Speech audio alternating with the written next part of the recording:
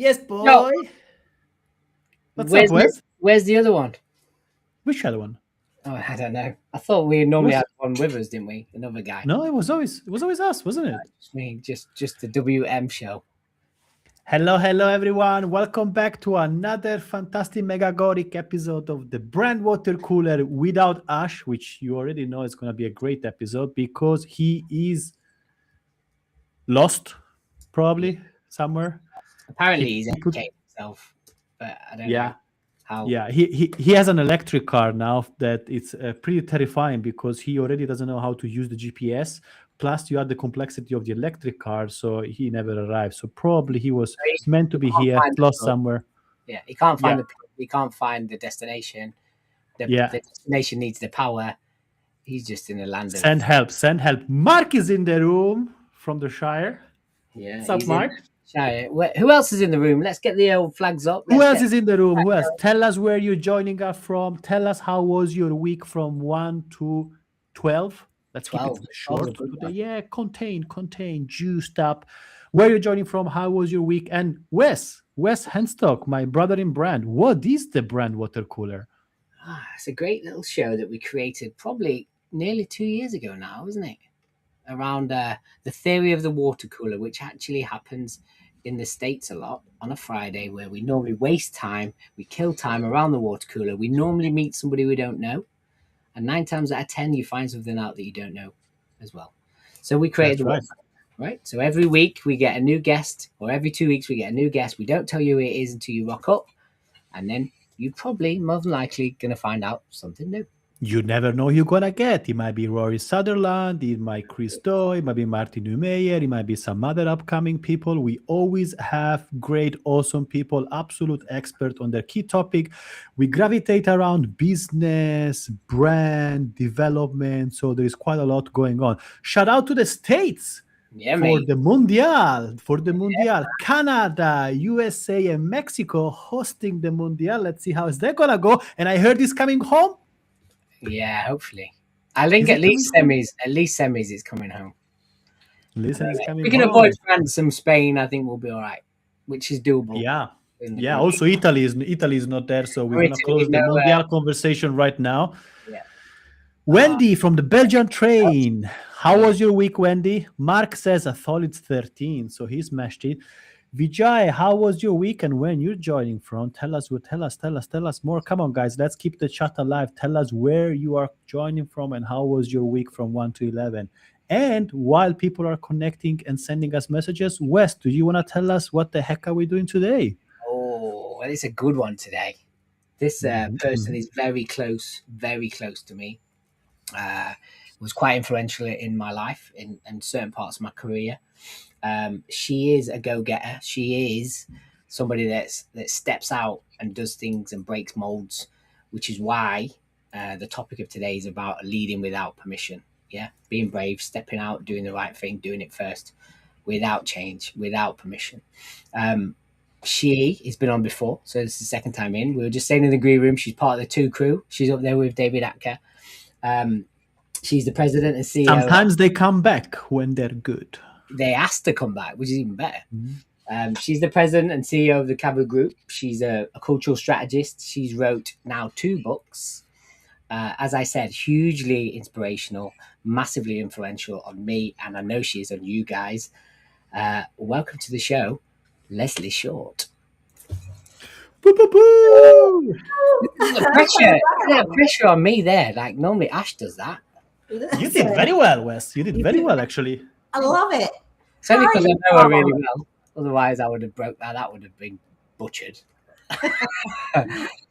I'm so excited to be back. Yeah, mate. Yeah. Anyway, let's go. So this Let's is go. going to be an interesting one. So the audience know a lot about you. At least 2 or 3 in the chat I can see already know you. So we're going to obviously dig in a little bit deeper now into that first conversation, which when really we're going to talk about this later. But this is what led into this book, did it not? It did. It Yeah, did. so it's influenced that by massive, huge amounts. So let's just start off there. Let's lead into you were on our show. I think you were just telling us you probably got this deal through. What was like the inspiration then and the mindset around this next chapter, no pun, in this book series? Well, truth be told, I went to them when we did start speaking about what the book was going to be. In Yeah. my mind, I was going to write a leadership book. Okay. So I was writing stories from my life, and then, and here's the lesson you learned. And I turned that in. They're like, yeah, no, we don't need another leadership book. Right. Your life, you have led without permission. Yeah. Right? Your memoir. And for years, people have been asking me when I finish speaking engagements or, doing workshops, I need to know more. Tell me more. And I was like, in due time. And then when I really sat back, they were like, honestly, that's the book we want. And if you're ready to write it, that's the one we really want to support. Mm. And so I went from writing this leadership book to writing my life story, which is indeed a leadership book. Yeah. A literal leadership though. I mean, I will admire you, and obviously from the time I met you, you've been a definite leader, and you're not afraid to kind of step out and do things the right way. You know what I mean? In many senses. But I'm guessing, when you're saying, someone has to be first, what does that mean then? What is being first mean? Because it's obviously not as literal as it says, but what do you mean by that when we say Notice I said someone has to be the first, not someone is the first. Yeah. Because if you're going to do things, if you're going to take a chance, whether it's on yourself or a project, at some point to be innovative, to push you're going to have to do something different. And that means you may have to do something that no one else has done. And so many people are so scared to go beyond what's in front of them or what they know or what's already approved. Somebody has to step out. And I don't think you sometimes go into being the first thinking, oh, I'm going to be the first to doing this. Yeah. You're going, this is the best way I know how to do this. And within doing the work, you realize, oh, I didn't know I was the first to do it like that. I was just making it happen. Yeah. So Leslie, like one of the most interesting conversation and most interesting question that I always ask to people that are comfortable in the position they are is, were you born this way? 100%. Seriously. Even if you see on the back of the book, it says at the age of 7, I declared myself too sophisticated for New Jersey. I never was told I didn't have a voice as a child.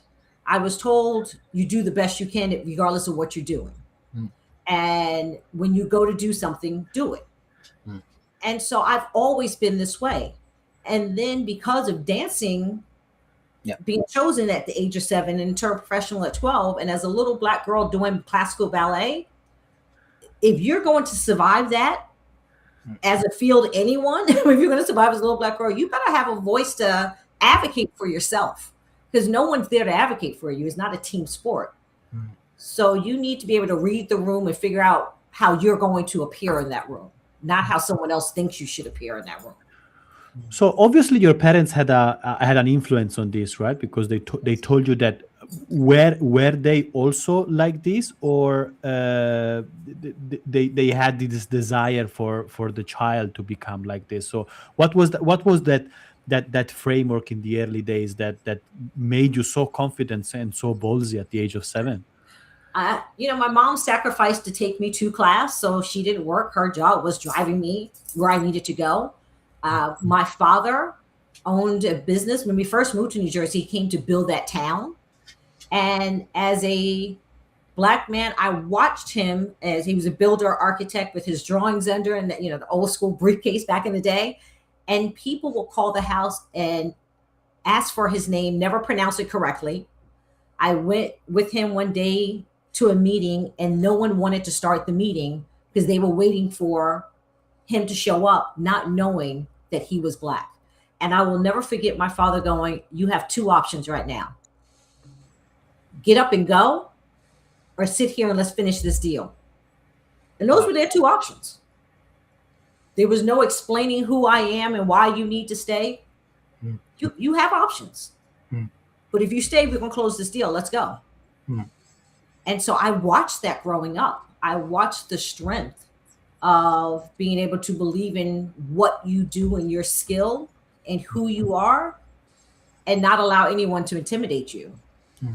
Do you think your dad had any challenges back then, apart from obviously, his race and his culture? Do you think there's other challenges in there?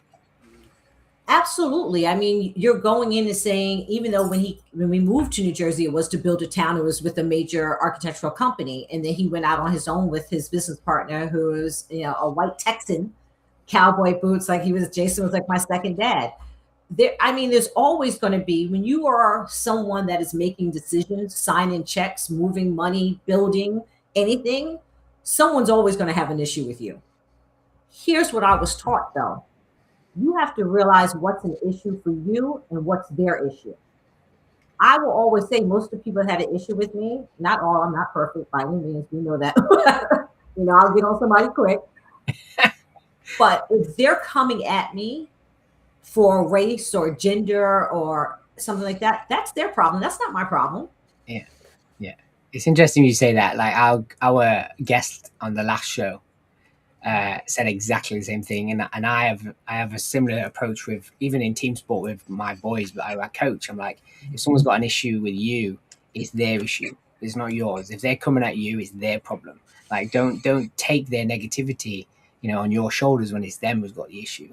Right. And it's interesting that you have that mindset. So I guess I'm going to follow on with that. So what did you take from that then? Like, what lessons did you take from that you brought into how you go out there and step out and break new grounds? When I was in ballet class, I played around one day, just girls giggling a little bit, and my ballet teacher pulled me aside and she said, "Your parents can afford to buy your way into a company, but they will not. You have more talent than anyone else in this room. If you want to do this as a career," and I think I was 7 or 8, "then there's a time to play and a time to work." Nothing else has ever needed to be said to me. Wow, that's powerful. So to this day, the way I run my business, I'm the first one to be like, we finish something, I'm like, "Wine and cupcakes." But before we get to that wine and cupcakes, you better have been on point. It's about the business at hand. And we can have a good laugh, and I want to have a good chuckle, and I want an atmosphere of inclusiveness and laughter and joy, and I don't want drama when I'm working, but we need to get it done. And that's followed me. Yeah, definitely. And I know that personally. Much for everything you said. So you would hate when I walked into the office and I'm like, "Wes!" I loved it. I loved it. And I was getting attention either way, though, so that's cool. Whether it be positive or negative attention, I was getting some kind of attention, which is good. And I guess there's this similar thing happening. Like, I never thought about it this way, and I've known you for 25 years now, whatever. But I walked into that office being the white guy, didn't I? I think, and which was quite interesting. I think we said this before. Yeah. I remember meeting people, going into boardrooms with new suppliers, vendors, and everyone would think I was African American because of my name.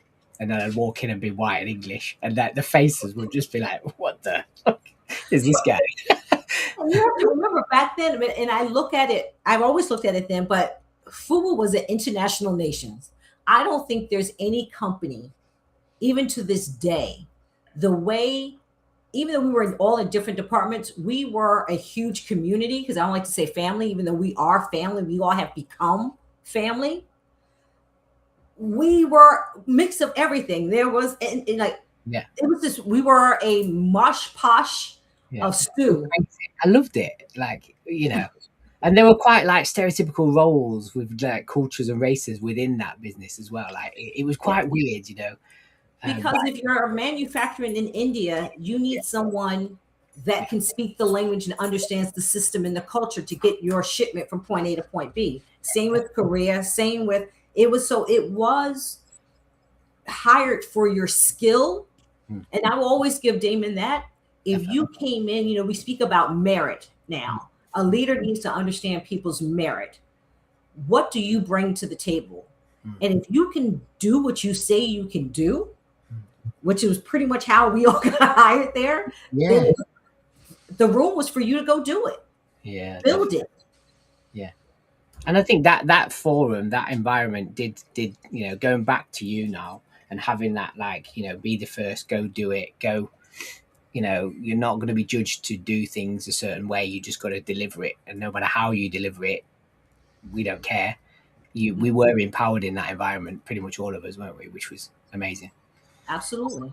You know, and that was the whole thing of even living in Japan. You know how many times, you know, if I had a nickel for every no, I would be on a beach speaking to you all right now under an umbrella, talking about, yeah, I did it my way. Because, you know, there were so many times in so many ways that people told me, no, it's not possible. A gaijin, foreigner, woman, black, with a mouth, going to own a business in Japan? Absolutely not. And I was like, absolutely, I'm going to have a theater. Amazing. Leslie, I want to know more about the story of becoming the first ballerina of color in Paris, and specifically how and what did you took from that experience into leadership and into the work that you do now? Because I find it fascinating, and it's so inspiring, and it's like so just hard for me to frame it as an experience, and as a journey. It's so unique. I want to know more from the beginning, and how it was, the difficulties, and what you learned and what you carry forward even to today. So I don't want to say I was the first black ballerina in Paris. That would not be correct. There are many that came before. I won't say many, but there were many that came before me. In the theater, which was a well-known theater, they had a Black American singer. They had not had a female dancer. And so I came in, and it was a new show. So all the costumes were fitted to my body. Like, you go to a different maison, and they're sketching every role that you're going to dance. And I was one of the lead dancers. And I was the understudy for the singer as well. Why? Because she was a black singer. I can't sing in English, French, or any other language. So I was Millie back there when I had to cover for her. But to walk in, even a lot of the shows that I did in France, though there were dancers that were métis, which they call métis, which were mixed, I was one of the rare African American dancers that were hired as soloists for French TV shows. So you're turning on the TV and you see me coming through and everyone else behind me. When they stole my wigs, when they cut my costume, when they hid things from me, when they tried to hit me on stage. I mean, I can go on, the things that happen. And I would be like, well, guess what? I'm dancing in the front. You're not. You know, but I also a few times said, I will leave. I don't need it. And especially at that point, I was doing so much work. I wasn't even auditioning. People were calling me. And I was like, I don't need this. But a lot of times what ended up happening is it backfired on them. Because I stood up for myself, because I had the talent to be there, because I was nice to people, you know, I didn't come in like, look at me. They came after me because I was American, and because I didn't speak French, and because I was a black girl, and they thought there was favoritism. And I'm like, the Prince of Monaco doesn't invite you back for a second year to be the lead dancer for favoritism. He invites you back because he enjoyed your performance. Yeah. Okay. And so when they did those things to me, and I would call them out, and it's in the book where one of the stars came out and I didn't even know the man spoke English and was just like, yeah, we're not having that. And I ended up with my own hair and makeup stylist. Amazing. So it backfired on them so badly that not only now am I there, I'm the soloist, now I have my own glam squad, which was unheard of back then, unless you were really a star. So thank you. It's interesting, and it's such a strong connection with the positioning of leadership, because no matter the fuck it's happening in your life, privately, personally, or professionally, you're gonna have to lead, and you're gonna have to lead with a smile on your face. Right? It's like I obviously, even if I could, because from my physique you can tell I could have been a ballerina. I wasn't a ballerina, but I grew up in hospitality. Since I was 14, I was in hospitality, working there nights and the weekends, and that's also performance. The customer is always right. The customer experience is to exceptional level. Many of the people were coming not much from the food. The food was good in Italy. The food is good like 90% of the locations, but they were coming there for that vibe, for that person, for the specialty. But in the back end of running a restaurant, it's fucking madness. It's madness. It's mental. And I've done like almost 15 years. Even in my London times, I worked in a very, very high-end, high-class French restaurant. I can guarantee you really good restaurants have really maniac chefs, proper psychotic personalities. And I went a few times home crying, and like it's just so much overload. But they have so much passion in the craft that everything has to be perfect, but they do not have a way to translate leadership into a proper human connection, But it was a good school, and I'm carrying this over every day in my life right now. Because you learn what you want to do as a leader, and you learn what you don't want to do. That's right. And you try to balance it that who you are. You can be as mad as you want, but if the chef steps out in front and he's a jerk, that's what people are going to remember. They're not going to remember the food. I can be a leader and be mad, but if I step on that stage, I need to give a performance. If I'm in an office, no matter how mad I am, my job is to sit back and go, how do I strategically fix this now? I want to strangle them, but that's not my job to strangle them. If they are good, how do I make sure I can upskill them? How do I advocate for them? If they're not, how do I say maybe sometimes this may not be the best place for you? Because people think leadership that you need to be liked. Now, you don't want to be a jerk, but there's sometimes you have to make some hard decisions on people you do like. If they're not the best for the role, it's your job to either help them move to a different role or move out of that role.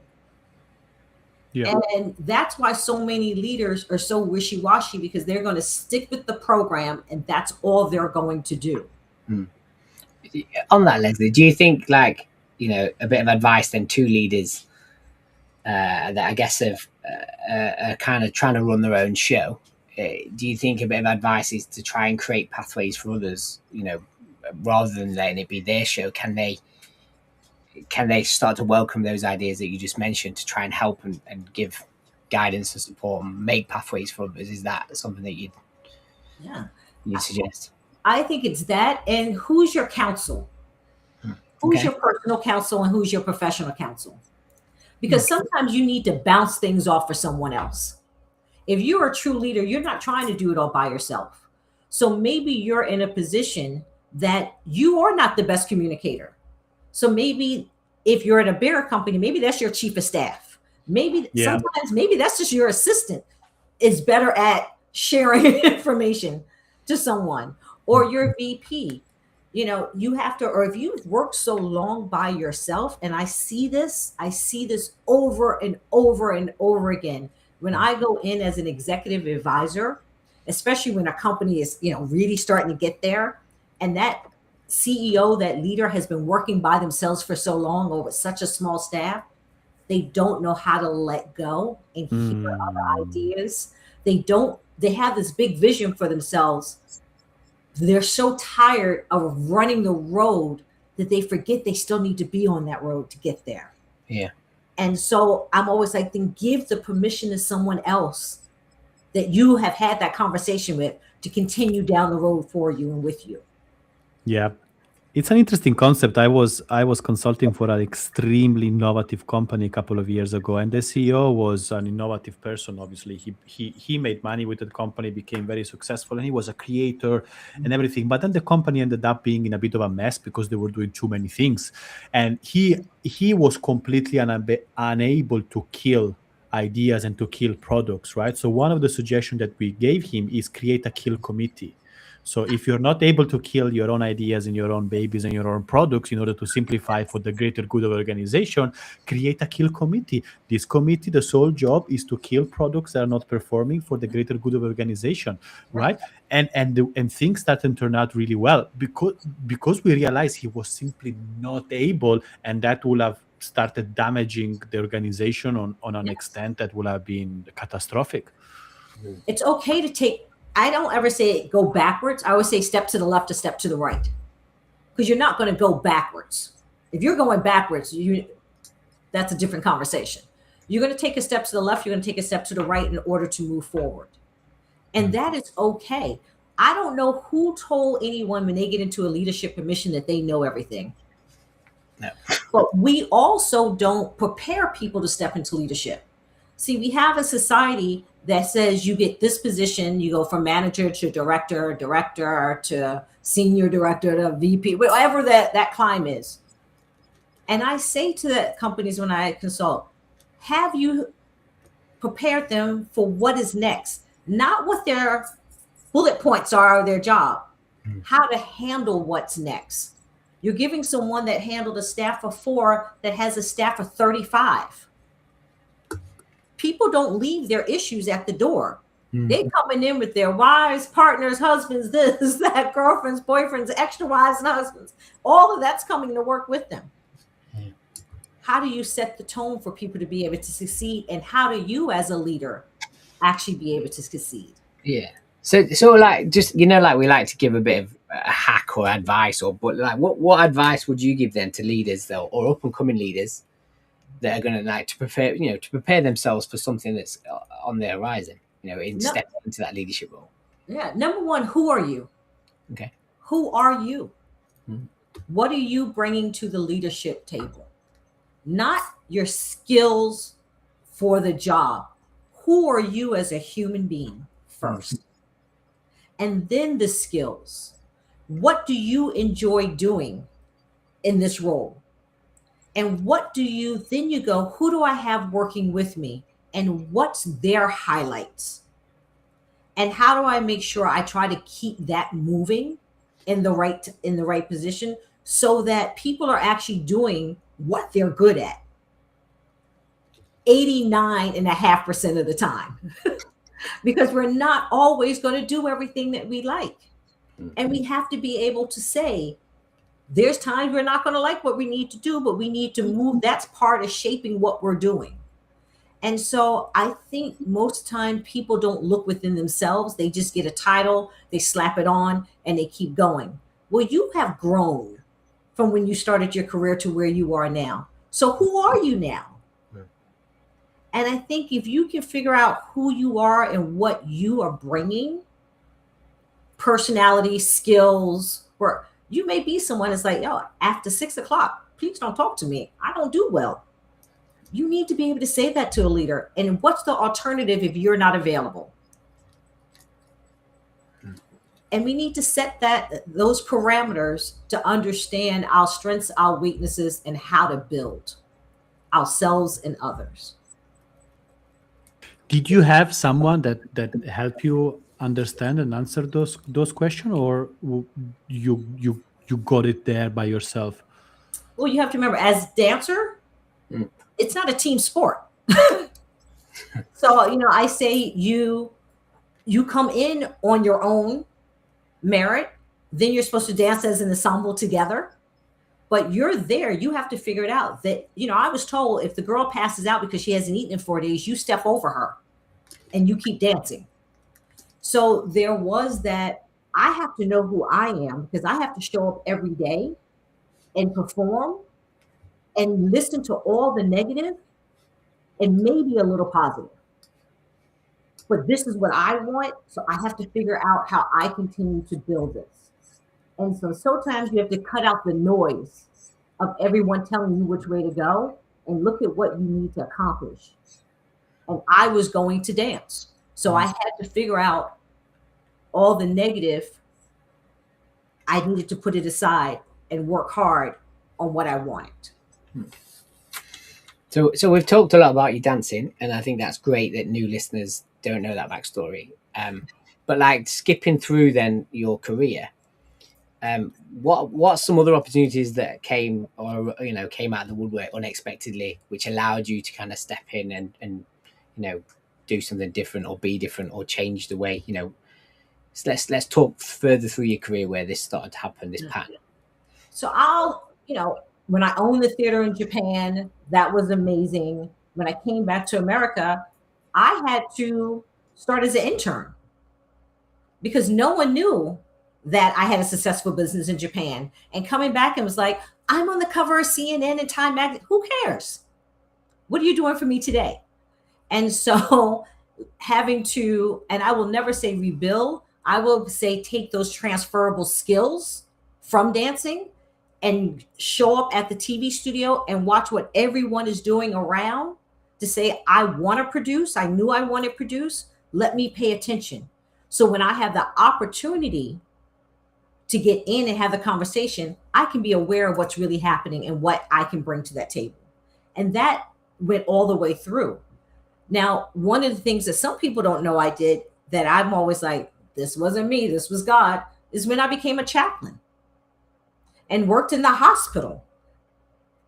And to be able to do that and take all those skills that I've had all the years and to be able to share humanity with another person that's going through life-changing things at that moment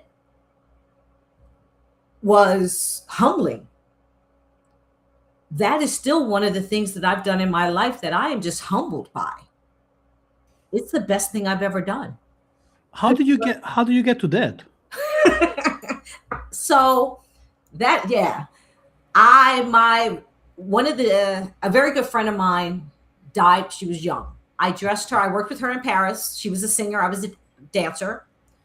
I dressed her on our tours. She and her mom back in America.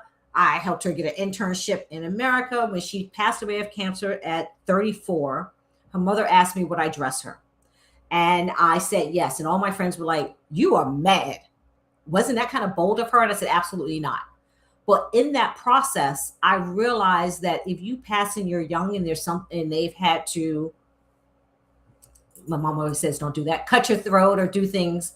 There was no Dickies. Everything looked like old lady scars. And I was like, I remember calling back to the food office like, there's so much scrap of materials in fashion. We should be doing something for young people. And everyone's like, yo, can you just grieve and not build a business? Can you just do that? But the entire time then speaking with the funeral home, and I kept seeing holes. I had to keep speaking to different funeral directors. And I was like, this industry needs to be fixed. And they're like, yo, just grieve. And I kept going. And at the same time, I was doing a wedding for someone that was a minister. And she was like, you know what? You really need to go to seminary. You really need to go to seminary. And all her friends, and I was like, no, I don't. I just need to change the death and dying. We need to talk about that. And I was like, oh, you still talking about death and dying? Can you let that go? And I couldn't let it go. Long story short, I ended up in seminary, but they didn't have enough death and dying courses. And I was like, this does not make sense. You're teaching people how to preach. You're not teaching people how to walk through life, how to walk through death, how to walk through grief. And that bothered me. And so though I went to seminary and I went to leave seminary and they put me in a master's program. And I'm like, I came here to quit. What are you talking about? Through that, I was like, you know what? I want to focus on death and dying. And if you don't want to teach that in seminary, guess what? I'm going to figure out how to build this differently. And I found psychiatrists and counselors that worked with people in the clergy to help them learn about bereavement. And I went and took private classes and I went into the hospital and I learned how to be a volunteer chaplain so I can understand what families were going through before I wanted to work with them. And then the pastor was leaving, and it wasn't even a pastor. He was an Irish priest, was leaving the hospital, retiring. And I got a call one day in my office designing some event for probably Hennessy or Remy Martin. And he was like, we've had a meeting here at the hospital and we would like for you to come in and be interim chaplain. I said, I'm sorry, what? Do what now? I was like, I didn't finish graduating those other courses. They were like, no, everyone's aware of that. And you're going to be interim for 4 weeks. 4 weeks turned into 6 months. I built programs for those that have sickle cell. I was only supposed to be there 2 hours. I was there 4 or 5 hours. It was amazing. Then I became a chaplain for New York City task force, being called on emergencies. And I found that that's where it was amazing. But as a little girl, I wanted to be a nun, but I didn't want to wear the same outfit every day. So I used to pray as a little girl, can I dance and can I be a nun, but can I put shoulder pads in and can I wear pearls? Like, do I have to wear the same outfit? That was my prayer. I with you every single night as a little girl. And I laughed and I said, God was like, yeah, that's cute. Go dance. I gave you that talent. Maybe I'll call you later. And so you learn a lot about, again, leadership in those positions, because people were just like, where's Father O'Leary? Who is this black chick walking in 3-inch heels, click, click, click, click, click, click, click, click, click down the hallway? Yeah. So I'm the chaplain. And I had to decide, because he didn't wear his collar and nor did I. And so I had to decide, how was I going to show up every day as the chaplain of this hospital, as the first black female chaplain. They were used to having Catholic priests. And now here I come. And I would show up in my Chanel and I would show up in whatever I was going to be comfortable in. And I always had my full black outfits there, but I showed up as me. And what I realized through that process is that there was one woman that kept saying, can I see your shoes? I didn't know that they were about to amputate her foot.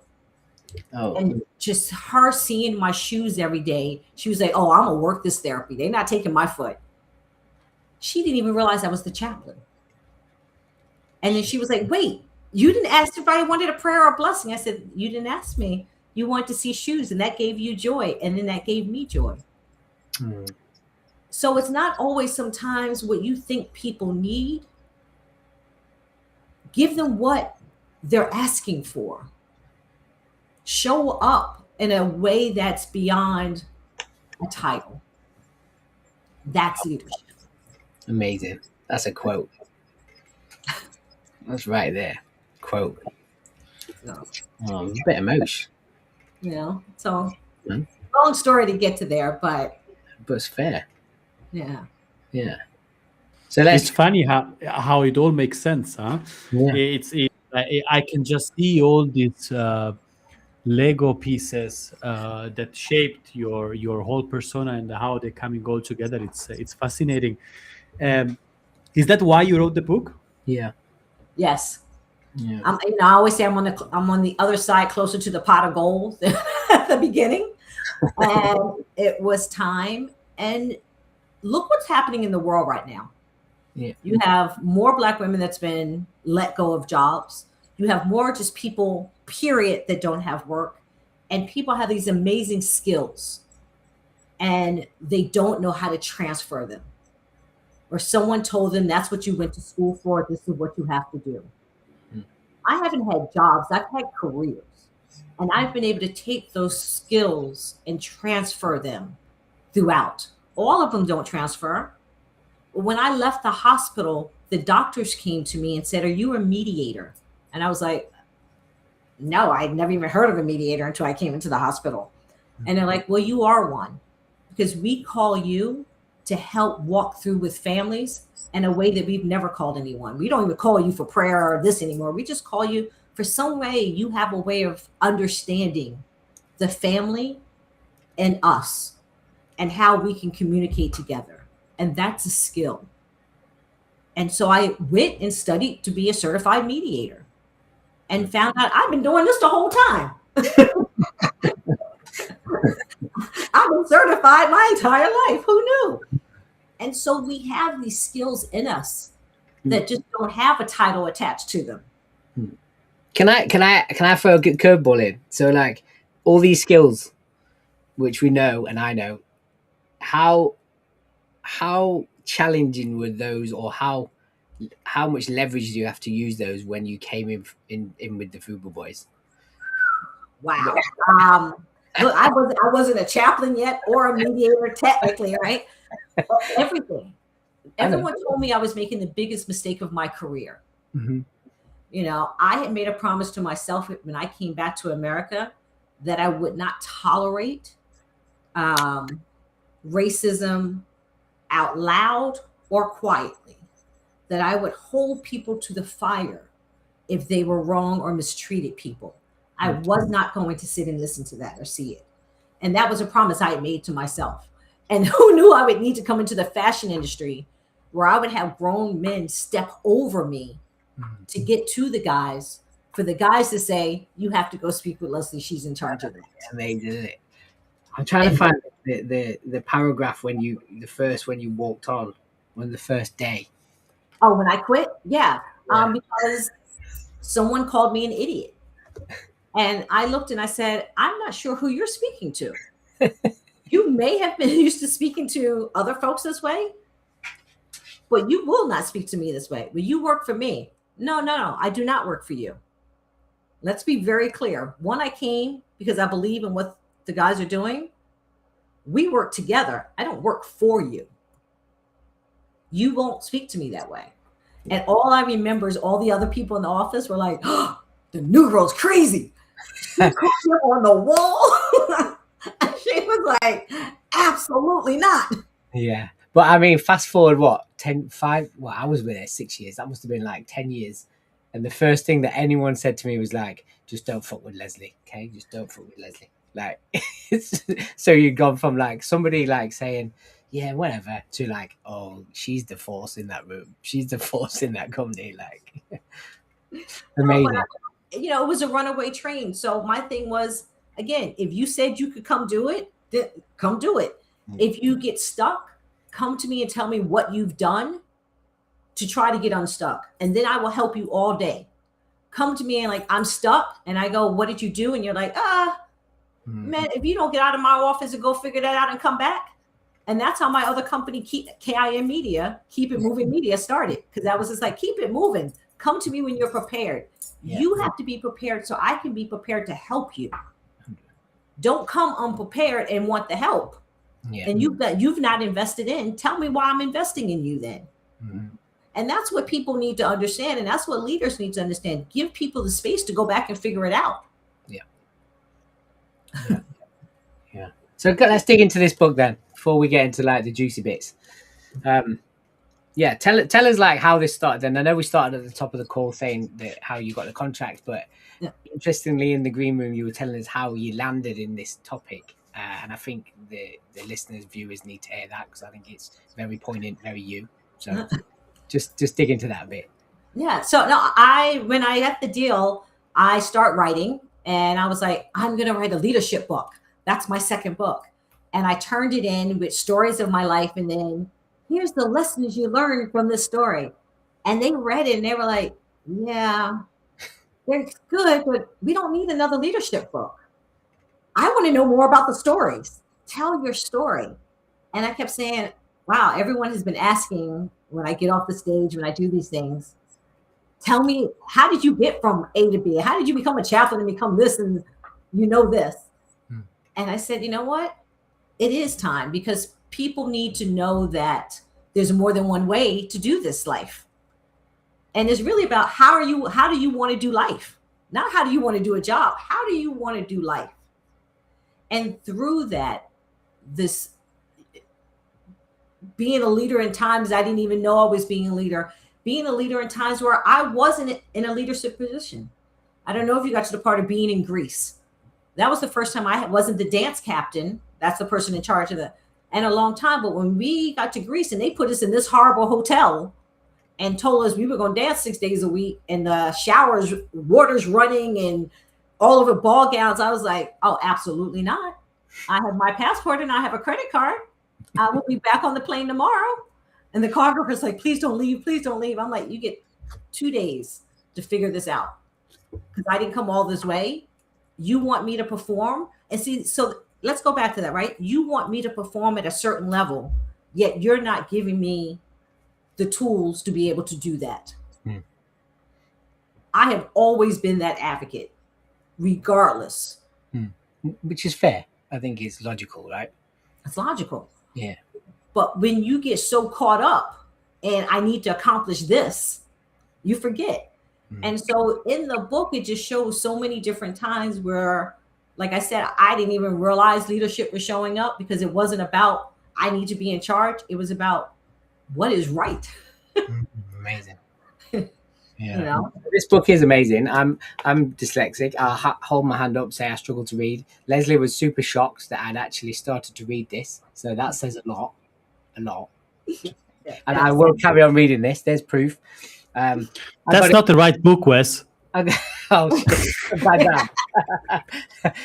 You're wrong. You're wrong on that. I got it at Waterstones, and I also pre-ordered it on Amazon. So go out there and get it. Yeah, I think. Let's put a link as well so people can go and check it out. Martin, you had a question? There's also, just so people know, regardless of what country they're in, there are links to Amazon that are European links that will also help it not be so crazy shipping wise and stuff. On that point, we have our first Ethiopian visitor in the chat. So that's another flag down. I'm taking that. So maybe it's available. Hello from Ethiopia. I have a question. So, Leslie, in this clusterfuck of your life experiences and professional experiences, yes, me and you are meeting for the first time. Hi, my name is Martin. I'm a brand strategist and I have a creative agency. Who are you? I'm Leslie Short. I'm your partner in creative strategies, and I am here to help you find the roadmap you need to accomplish what you think you may need at this time. Nice. Very good. I see that you're practicing, because I was trying to frame you, and I was like, oh my God, what will be the one-liner on LinkedIn? But that was really good. And it depends on where I am. The other day, someone's like, oh, this is Leslie. She's an author. And she was like, yes. That too. Yeah, that is a very good tip. I think a lot of people, they get stuck in definitions, and they lack the flexibility to understand that your definition can change based on the context that you are, which again, for me, is an exercise of empathy, right? So if I'm in a boardroom, or if I'm a university room, or if I'm at the bar, things might change, and the definition of myself might kind of get morphed into being a bit more digestible for the specific audience. And it's the same way I use when they ask me definition of brand or branding or marketing. I always ask who's asking, right? Because if it's me and Wes geeking out of brand and branding and marketing and all that stuff, then I will give one definition. But if it's someone else that is not in the industry, then I will just shape it so it kind of lands better. Yes. And the other question, Leslie, before we go into Wes's favorite segment, so after all of this beautiful story, are you in a situation that you only do stuff that you love and stuff that you like and stuff that excites you? Are you in that happy place that you feel in control? The projects that you're doing and the work that you're doing, it's 100% what you love, or you're still figuring some things out? I'm at the point where I really try to pick and choose the projects that really do excite me. And, we're in an economy now that sometimes you don't always have that choice, but I'd rather not, because I'm not going to be happy. And, I did a project because I was being asked to do this project and to oversee it, and it's coming to an end. And I have to say that it's going to need to come to an end. I love the people, I love the things, but it's not bringing me joy. It's not doing what I need. I don't feel like I'm using my brain, and I need to constantly challenge myself. I need to challenge myself for my client. And when I'm not doing that, it doesn't work for me. Like, it affects my body, it affects everything. Yeah, and I bet they are happy. Yeah. But it's coming from you. Yeah. Yeah. Because they know I come in excited. I'm genuinely 98.9% always like, let's rock and roll. And when I'm not saying that, they're like, uh-oh, somebody's about to catch it. I don't know what happened. Because I love life. I love what I do. I love the work that I do. And I miss that we're in the world right now that we're not speaking about culture the way that we were speaking about it, that we're not speaking to each other and figuring out, how do we work together? How do we make this be something? How do we make the world be better? Little by little. We're not having those conversations anymore.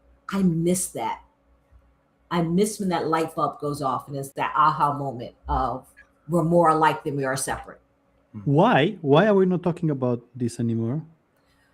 We're not talking about it because they made it illegal to speak about it. Yeah, they've removed it. That's why. Companies are scared. People are terrified. We're in such we want everything has to be divided. I mean, I want to go back to the book for 1 second. You see the cover has a black sheep. Yep. Most people think it's there because, oh, you were the black sheep because you did it your way. I said, absolutely not. That's not why I chose the cover. It's because I was the 9 out of 10, the only black one in the room. And that you've noticed that sheep has their head held high. Mm-hmm. So I had to be in the midst of, regardless of where I am, with my head held high. So you have to find joy in what you're doing. So my question follows great into that, because obviously you've been on the show before, so I can't ask you like the same questions as last time. So I had this, as I've been reading, 3 chapters, I was like, this would be a great like movie. I could see this Netflix thing going on here. Like, I really could. Not just saying that. But if you could choose someone to play you in the movie, who would it be? It's a fun, number one, thank you. Because I've gotten that several times. So if anyone's on here from Netflix, Amazon, we'll vote it. Let anybody. I keep getting that. So I'm going to let the universe and God do what it does on that. So there's 2 people. So you thought about this? I've thought about it, and I was in the room with one of them the other night at the workshop. And I also have one person, but I'm so curious to see who you pick. I'm curious to see who you think, because when I say my person, everyone's like, nope, that's not who I want for you. And I'm like, okay. Martin, you're digging a hole, mate. I'm telling you. I love Kerry Washington, and it goes back to when she was playing in Scandal. Yeah. But I also like Issa Rae. I think there's something there. But I don't know if she's older. Is there not something in like Halle Berry? You bastard. That was mine. And I was muted, politely waiting for it, and you fucked it up. I think Halle Berry is... I love Halle Berry. Look. Yes. Sure. But Kerry Washington, I see what you mean. She has... I don't know. She's so intriguing. So intriguing. Yes. So, and I was this close to her on the red carpet the other night, and everyone's like, you better behave. I'm like, oh, I'm going to behave. I'm going to get her person, though. Here's a good one, Leslie. Like, who would play D? That would be interesting, wouldn't it? Oh, boy. I'd answer that. I'm not going to answer that. I'm going to get I might see him next week. Might just shoot me. You know what I mean? I know who's gonna play Wes. Wes, do you wanna know? I'm not in the book.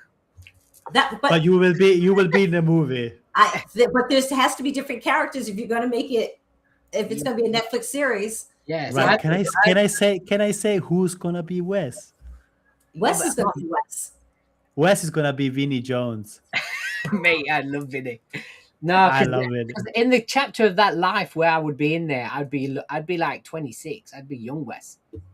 Yes. You be young Vinny. It's okay. I'd be with like, white shoes. Yeah, white shoes. White shoes. Shaved head. Ripped jeans. Just happy. Just coming in happy. Always happy. Always happy. Always coming in a sketcher. Always happy. Can I do this? No. That was literally it. The bearer of bad news, Leslie. What about this idea? No. Okay, Mark. So who's playing the 2? Who do you want to play you with? I have no idea. Who would play me? You know what I mean? I don't know. Somebody cheeky, somebody young. I don't know. Start thinking about it. Me, I'm in. I love Adrian Brody. He's one of my favorite. Adrian Brody's not me though, is he? Yeah. I mean, No, I he's think you. it would be for it would be for me. I was gonna say, yeah, that's For Wes has to be Vinnie Jones. Come on, it has to be. Directed by Guy Ritchie as well. Wes's life, perfect, just perfect, spot on. Lena's saying Channing. I don't know for who, but somebody in there. Oh, hey. Yeah, you are going to be Channing Tatum. Yeah, that's good. I'm Channing. Wes, yeah. Well, we need to have Channing stop going to the gym and start getting to the pub. But I think we can do that. Beckham could play you. Yeah, Beck's would be a good one. Take that. Timberlake, he's like me back in the day. Yep. Yeah. Fair enough. That's a good one. Look, we're getting casting together. Just need to do Netflix. Get on the phone. Where are you? Netflix, if you're listening, here's the email. Yeah, let us know. Okay. Yeah, and then lastly, I just had you have got superpowers, but if you had an actual superpower, Leslie, what would it be? Healing, that I could heal. I could heal others. Empathy, like you're such a caregiver. Love that. Now there's some people that would not say that. I know there's some people who you wouldn't heal either. So No, I healing because you can't do it if you don't have your health. You do nothing. No, I don't care how much money you have. I don't care where you can fly. I don't care what you can do. Healing. Yeah. Very good one. Mm-hmm. And then, lastly, but not lastly, I wanted to say that. I prepared that. I prepared that all week. I had it. Thank you very much. One more. What's in the books for the rest of the year? And I mean, you have the book already, but what else? I'm killing it today. You are. Listen to this. I'm so happy I inspired you both. Listen, one, I am serious. Netflix. Let's talk about it. And I'm starting to work with someone to maybe turn the book into curriculum, so that for leadership, so that we could really be able to take these lessons and really build it on the next generation of leaders. So colleges start calling, universities. I think it's important across. And then, I still do the accessibility work on TV and film. So I continue to want to build that out to make sure that when we're walking into spaces, it's beyond the ADA requirement and that we are really building out accessibility and usability. So I continue to do that. And as we know, we're always looking for clients, aren't we? But clients that want to do the work. Yeah. Definitely. But on the agenda will be me and you in Philly. I'm telling you, before the year's out, mate, the Negronis will be flowing. Telling you. But if you're coming to New York, you let me know as well, because I could be there at the time. Yeah, verylastminute.com. But I'll probably come through there anyway. Yeah. Later in the year. But yeah, what a great show, hey? So where can they find you, Leslie? Can they get you on Cavu Group? They can get you on LinkedIn. Yes, LinkedIn, Leslie Short, Cavu Group. All social media is at the Cavu Group. Again, the book's on Amazon or wherever you enjoy buying your books, bookshop.org, all of that, and connect. Yeah, I think you should do an audio book too. I definitely want to do that. Okay, so now we're gonna ask who's gonna be the voice of it. Here we go. Hey. I actually would like to do it myself with others. I was gonna say that it needs to be you. My voice is very distinct in the way that I say things, and so I need the right audio partner for that. Let's make it happen. We have a wish list here. We have Netflix, then if Amazon the Watercooler audio. could franchise this out into a Netflix series and some audio. Let's do it. Opportunity, then that is where we need to be. All about connection, all about learning something new. The chat has been off today. The chat has been great. Lena, Lena, we missed you. Lena, where have you been, girl? It's a complete cast, though. She's gone for everyone. Like, it's there. Yeah. Lena's done the work. Love it. But yeah, we've had some greats in there. You know, Ethiopia in the house. There's another flag as well. I don't know where that is. It's like me neither. I'm glad that you said it. There was another flag I don't up. know what flag that is, but we've got a new flag. Oh, there's his. But yeah. Leslie, thank you very much for your time. Second time, as always, was even better than the first one. And wish you all the best with the book, with the movie, and everything. I wish you get everything that you want, because you always know how to find a way with hard work and passion and empathy. So keep it that way. Thank you so much. Thank you. I am so honored to be back. Second time. Thank you. Third time's for Netflix. Yeah, let's do it. Yes. And send my love to Ash. We'll do. He won't be able to send it back because he's probably lost. But we'll try. We don't know. We're gonna go and find him. Bye, Leslie. I love you, babe. Ciao. That was good. I just remember, because I saw Lena, and I know Lena is from London. Guys, we'll be in London doing a meetup on the 7th of. Do we want to see the 7th of July? Is that correct? Yes. It's right after Madfest. So anybody in London, anybody close to London, come and see me, come and see Martin, and when Ash finally gets there, come and see Ash.